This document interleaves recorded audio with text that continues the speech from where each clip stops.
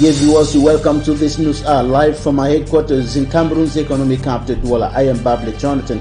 In our top stories in this edition of the 6 p.m. primetime newscast on Equinoxe television, renowned South African politician, former Minister of Constitutional Affairs and Defense Chief Appetite Negotiator Paul Rothmeyer urges the Cameroon government to stop using military force against Cameroonians in efforts to quell down tensions in the northwest and southwest regions of the Republic of Cameroon. He has urged both parties involved in the close to 6-year-long armed conflict to come to the table in a genuine and inclusive dialogue and negotiations. He spoke to the Inside at the weekend, and you will hear him in this edition of the 6 p.m. newscast on Equinoxe television. The president of the African Development Bank says the war in Ukraine is threatening to lead to food riots, political upheavals, and turn back the clock in years of progress.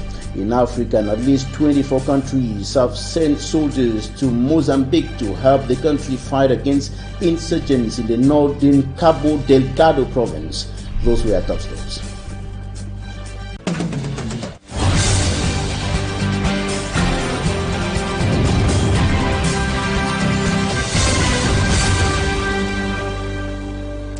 For close to 6 years, killings, destruction of properties, and other atrocities have continued in the northwest and southwest regions of the Republic of Cameroon, and the situation remains quite unstable and even worsening, according to some political observers and civil society leaders, as well as right organizations who have continued decrying gross violations of human rights, international laws, and international humanitarian laws in the context of the 6-year-long armed conflict in the northwest and southwest regions of the Republic of Cameroon. And these, according to some observers, has been worsened by the use of military force in an attempt to put an end to secessionist activities in those two regions. And a renowned South African politician, former Minister of Constitutional Affairs and Defense Chief Appetite Negotiator Rothmeyer has called on Cameroon to stop using military force against citizens in the northwest and southwest regions of the country. He has urged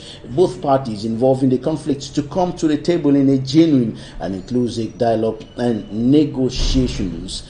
Take a listen to him in this report compiled by Equinoxe. Continuation of the Anglophone crisis for over 5 years today, with no definite solution reached, despite a major national dialogue that held years back, shocked Rothmeyer, a South African politician and chief in negotiations and conflict resolution, when he visited and exchanged with authorities in Cameroon. I think the single most important thing that struck me was the level of violence that, according to the sources and the witnesses that I've been talking to, that prevail in the southwest and the northwest of the country, in those regions. To the outside community, that is not knowledge that generally comes across. Therefore, it was for me news and a shock to that extent. Drawing lessons from the South African abolished apartheid, Rothmeyer thinks the crisis persists due to lack of trust between the government and separatists. We succeeded to build a level of trust that helped us to overcome the problems that existed. So that was a very successful method that we applied in South Africa. Trust is not something that you have necessarily on the first day of talks. It has to come over a period of time.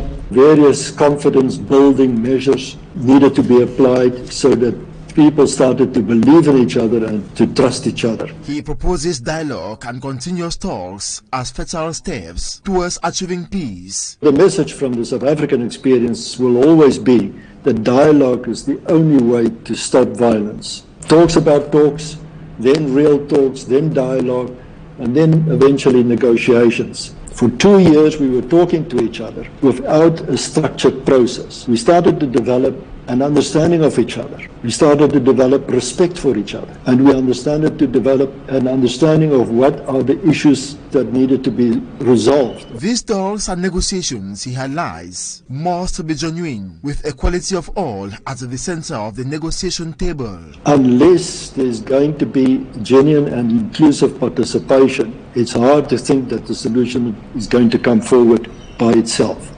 You can't expect one party to prescribe to the other. Whether it's the biggest party or the smallest party. None of them should prescribe to the others how the negotiations should take place. It should be a genuine process of inclusive decision making. Recognize the importance of every individual on an equal basis. According to the South African politician, with these steps warmly received by government, plus the recognition of human rights at all bases, Cameroon will regain its lost peace, just like South Africa when apartheid was conquered. Peace has actually departed from several parts of the two English-speaking regions of the Republic of Cameroon, especially areas away from the urban centers remain deserted. Today, areas like Tinto in the Manu Division, southwest region of the Republic of Cameroon have been deserted, and of course, as you can see in those images, even on very historic days in the country like May 20, the celebration of the unification of the country, the area was quite deserted, and the administrative officials and military seemed on the ceremonial ground, and the inhabitants simply absent, the common man absent from the ceremonial ground. And this depicts the picture of several parts of Anglophone Cameroon today, where several persons, hundreds of thousands of inhabitants have been forced out of their homes to seek refuge in francophone parts of the country, and many of them are living in precarious conditions in different parts of the littoral, the west, the center, and other parts of the country. That image of Tinto is what prevails in several parts of Anglophone Cameroon today because of the close to 6-year-long armed conflict going on there. End of the Fon Angwafo the Third's reign in Mankon in the northwest region of the Republic of Cameroon. The renowned traditional leader and vice president of the Cameroon People's Democratic Movement, CPDM political party, is no more. For me, Armstrong Sander reports. The 20th monarch of Mankon, Fon Angwafo III, is among individuals who have left an indelible mark on the socio-political and cultural evolution of Cameroon. The man Solomon A. Ndefro, the Fon Angwafo III, has seen Cameroon from the reunification to the plebiscite and unification of 1972, the birth of liberalism and multipartism of 1990s, the advent of the Anglophone crisis in 2016, and the 50th anniversary of unification of Cameroon in 2022.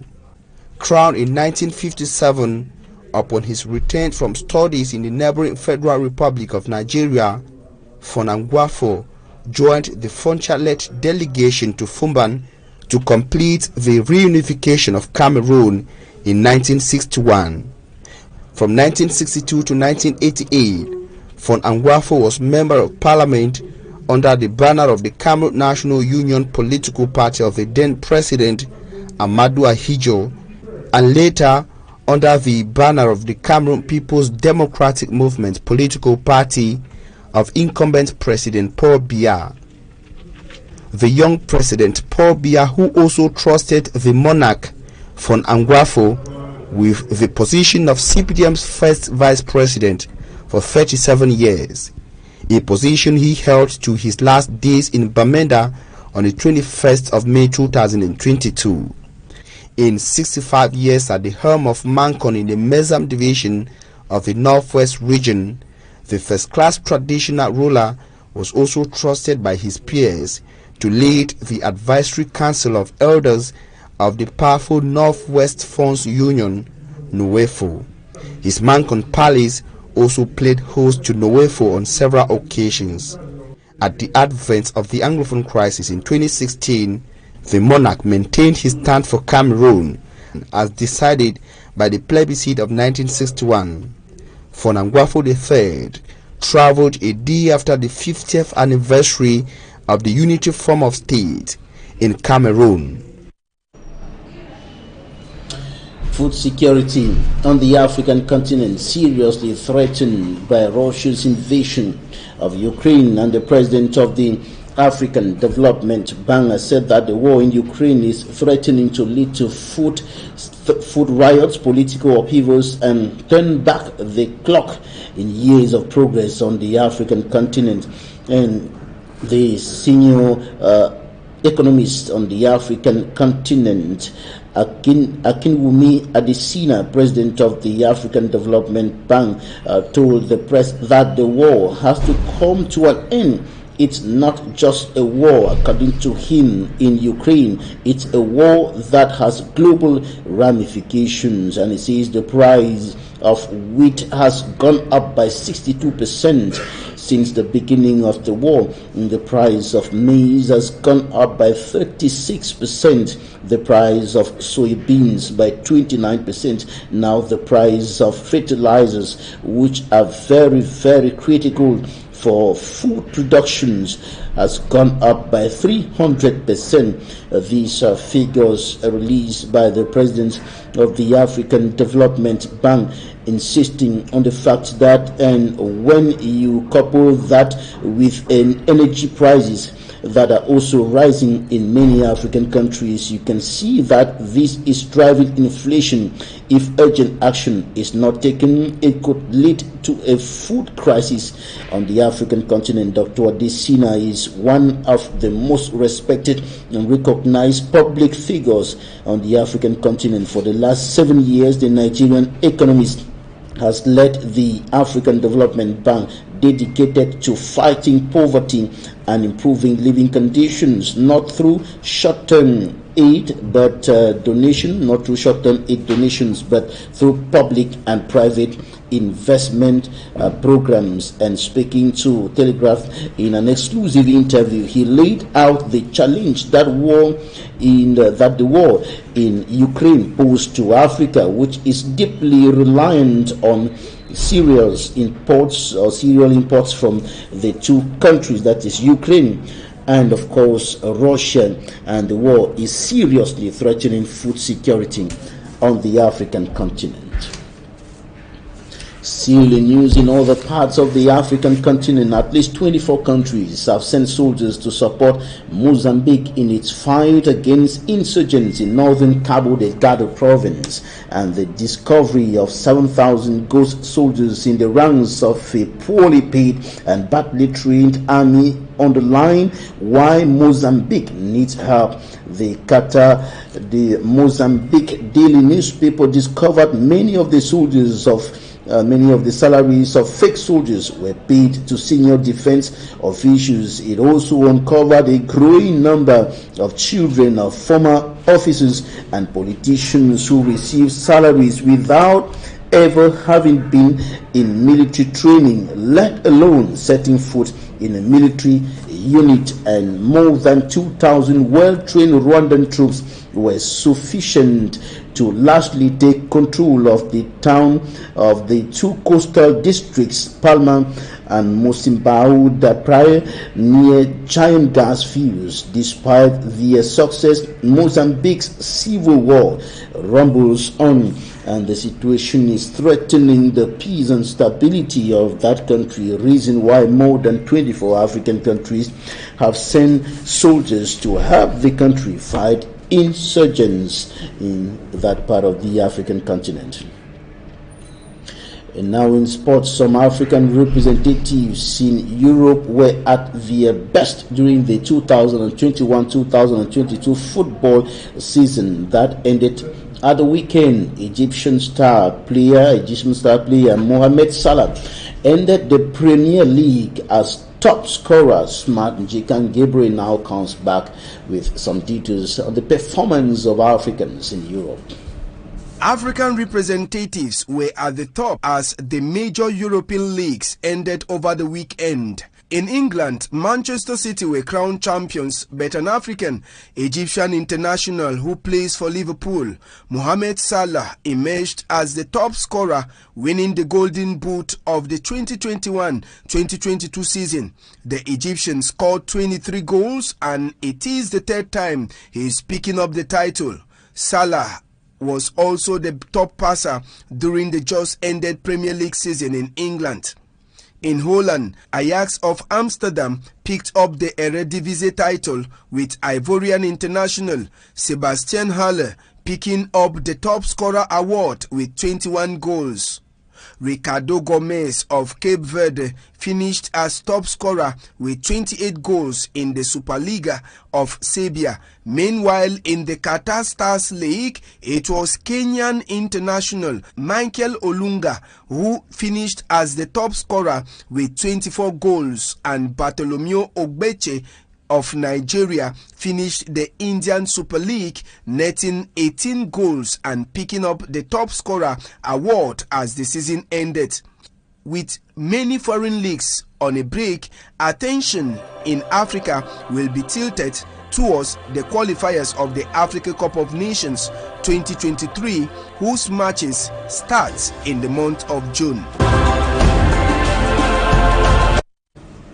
That's it for the first part of this newscast. Talking Point is up next.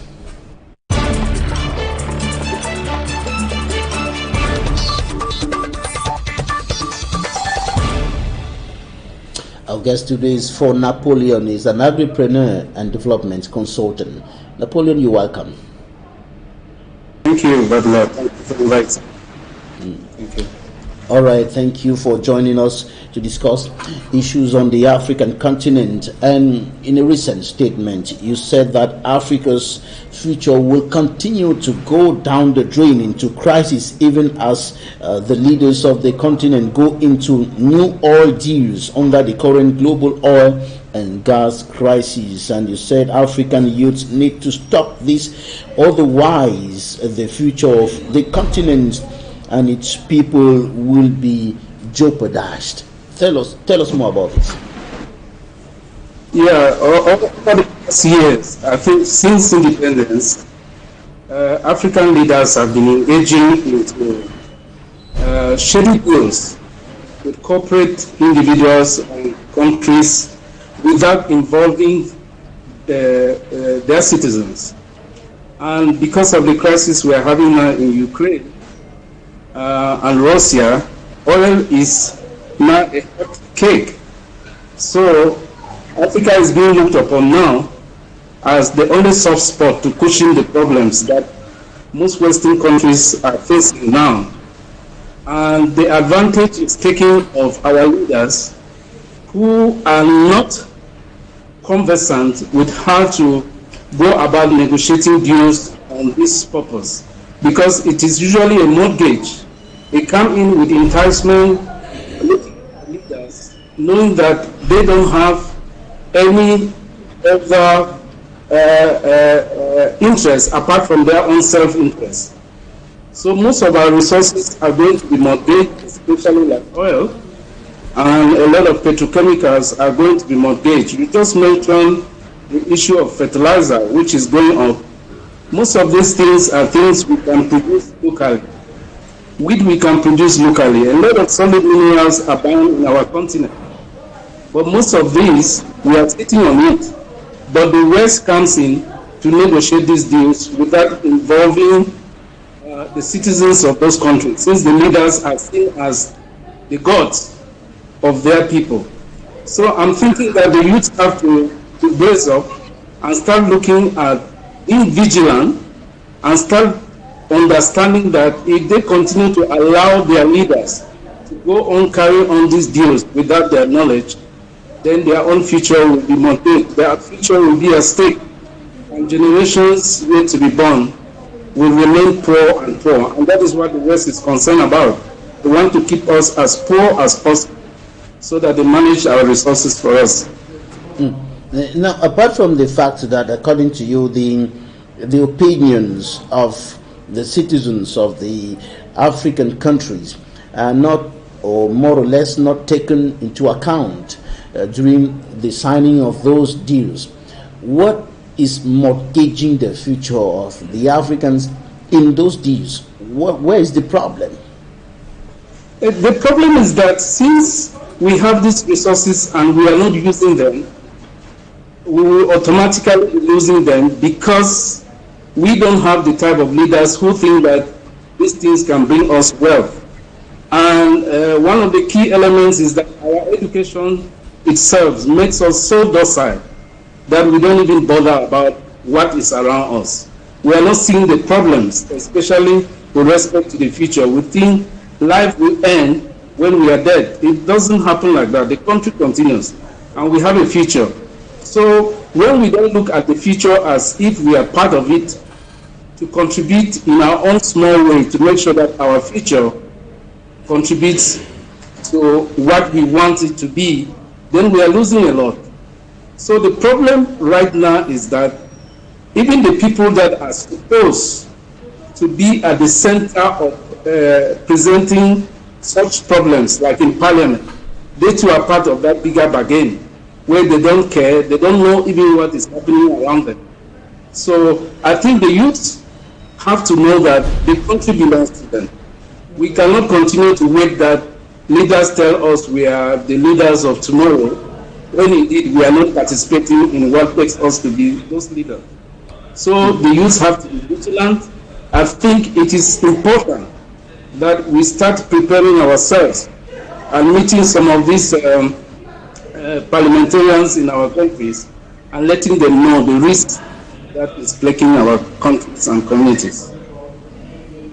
Now, when you look at the manner in which African leaders are going about developmental efforts in their respective countries, do you think it's a problem of competence, governance, or just a problem of greed, as you earlier indicated, that they're thinking about themselves and not thinking about the people, not thinking about the future, but thinking about the millions of francs CFA that would likely get into their bank accounts? It's a cross-section of that. All of that are involved. And one of the major problems is that our training, our education itself is not empowering us. So there are a lot of things that we are supposed to do. Just look around you. You see that there's so much that is just lying fallow. It will not be because of Ukraine that we have to know that we can grow in Cameroon or other African countries. The idea was because somebody was gaining so much in the wheat deal that even projects that were written or well documented on that we can produce wheat in Cameroon or other African countries were sat upon by the very leaders that we are talking about. So the education that we have does not empower us in a way that we are thinking with our hands and mind.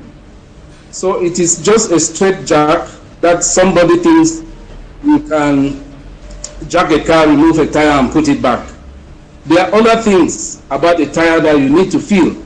You need to know the material, the quality of a tire, even when you are changing it. All these things are not taught even in our technical course in a way that our students are made to think. We don't think. We are not thinking at the pace of how the world is changing and how we can also contribute to our own environment. So greed, bad governance, poor education, and the fact that we are not giving those opportunities on which to maximize even what we are able to do. These all contribute to problem, to a big problem. And you know that the West knows that if we have the right things in our hands, we will definitely be doing things even much cheaper. I'll just give you a logical example. You know that the banking industry, which is in revolution now across the world, was actually the upstart of a blacksmith. Because you cannot run a bank if you cannot secure money.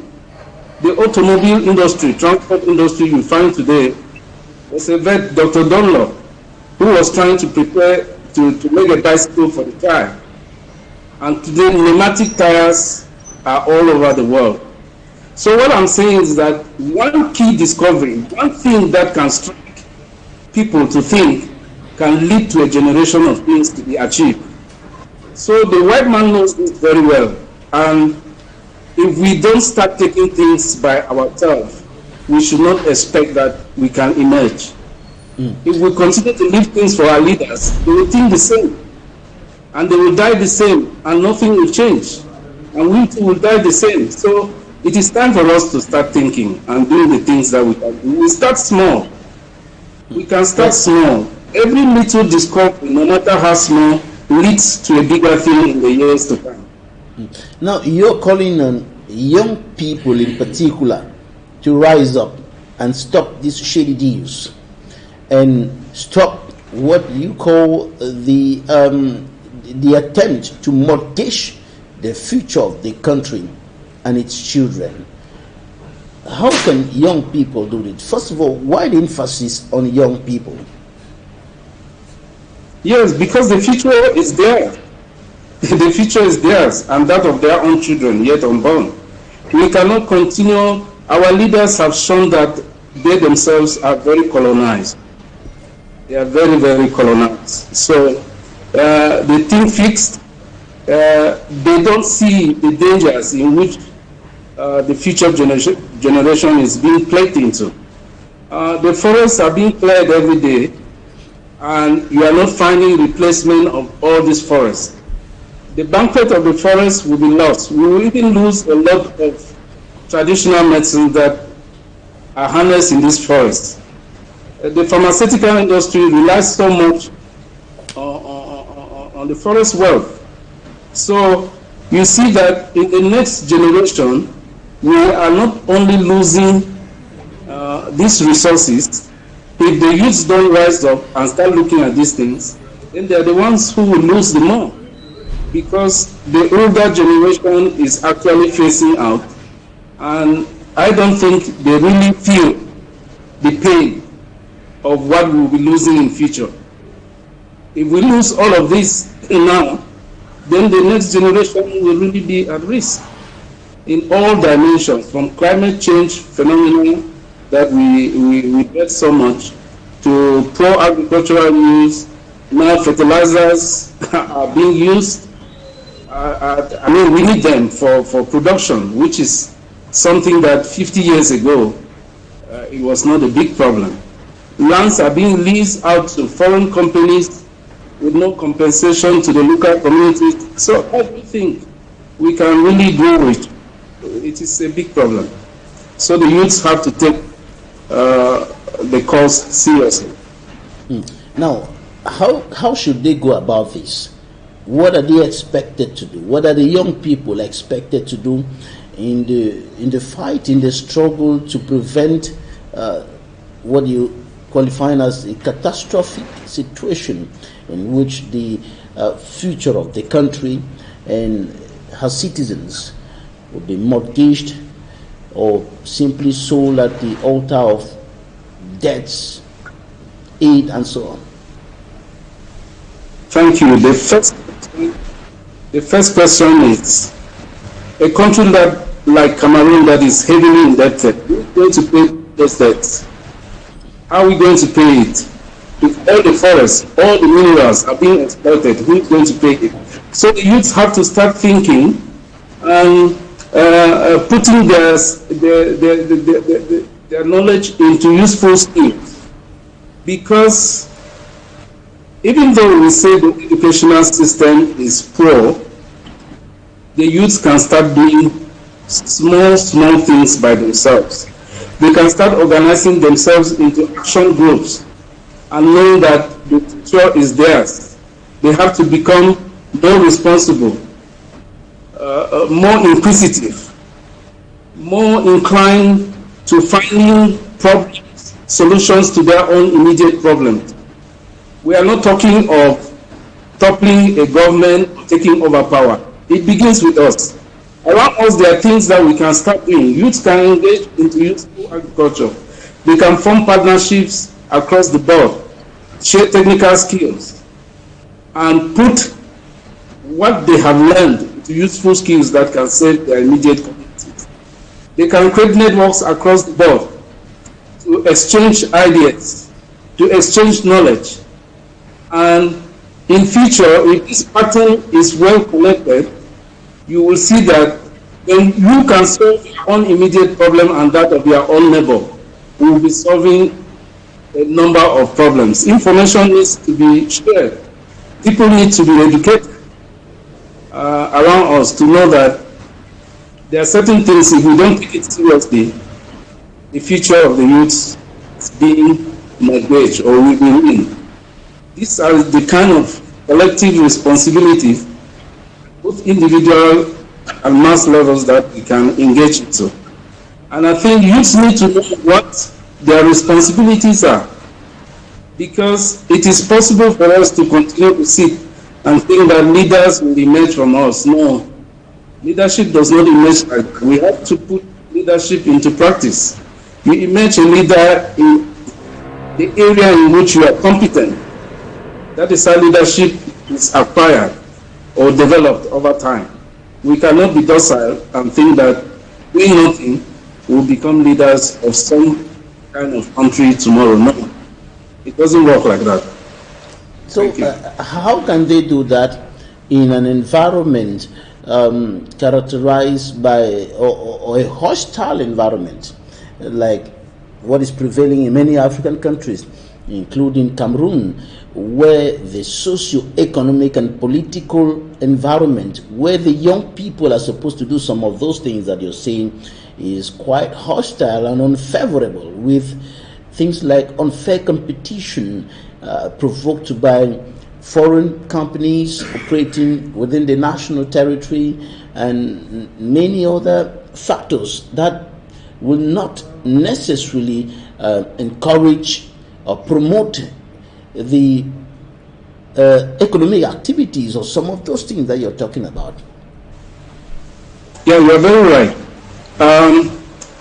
I don't know whether we'll be there when the Ukraine-Russia war is over, but I can assure you that after the war, Ukraine will be much better than where they left before the war. You know why? It is because they will be more determined to make sure that they have a country that will prevent this kind of situation they are facing today. The problem, as we have said, is basic: education, mindset, and what we are willing to do. In these hostile conditions, where movements and other things are difficult to attain, that could be a challenge.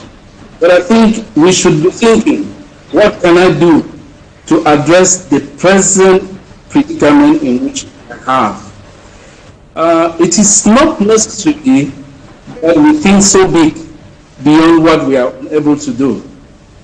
Ideas can be put to paper. People can start thinking and doing. For example, if for example, you have a training center now where maybe students are learning some aspects of car repairs, the most logical thing to do now, for example, for a student who is thinking, is to see, you have seen cars being shot upon and damaged, even military trucks. What are we thinking? What are we thinking that tomorrow, if you want to have a country where defense is being challenged, how can we handle such things? What kind of material, what kind of repelling materials can we use? What are we thinking? Some of those things, what kind of tires do we need in future that can help us maybe drive through streams, drive through rocky areas, or that guns cannot put down? The thing is that most of these raw materials, we have them, but the technology is what is lacking. What I'm appealing to youth now is for them to find information, become more informed, interact with colleagues across the board, share ideas, and research. They should go more into research now, thinking of how they can build their economy in the future. Because that is what we will not avoid. Maybe in the next 10 years, we'll think of houses that can withstand other challenges of weather and all of that. That's the kind of thinking they have to. And those that are in the school system, they're not thinking they will go through a normal, routine college. And at the end of the day, there will be no difference with people who face the war and those who will come after us. The people who will survive this war are the people who will drive development in the next couple of years when things return to normal. So it is the thinking cap that they have to wear now. All right. For Napoleon, agripreneur, development consultant, thank you for your time. Thank you, Babla. Thank you. Thanks, ladies and gentlemen, for staying with us. That's it for today's edition of the 6 p.m. primetime newscast on Equinoxe Television. In less than half an hour, Serge Longotu and his guest will be yours with Equinoxe. Stay with us.